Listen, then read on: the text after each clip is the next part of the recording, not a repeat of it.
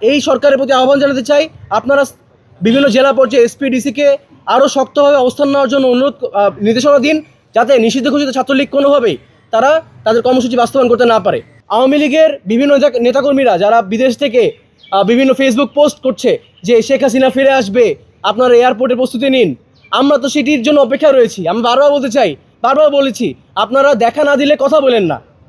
আপনারা যদি আসতেই চান দেশে, আমরা প্রস্তুত রয়েছি, আপনারা আসুন। শেখ হাসিনাকে আমরা বরণ করে নেওয়ার জন্য প্রস্তুত রয়েছি, আমরা রশি নিয়ে অপেক্ষা করছি, আপনারা চলে আসুন। এবং এরই সাথে আমি আরেকটি বিষয় জানাতে চাই, স্থানীয় পর্যায়ে যারা এসপি-ডিসি রয়েছেন তাদের কনসার্নের ব্যতীত তো আসলে এই ছাত্রলীগের মিছিল কিংবা ছাত্রলীগের কর্মকাণ্ড, এর কর্মসূচি তো আসলে বাস্তবায়ন সম্ভব নয়।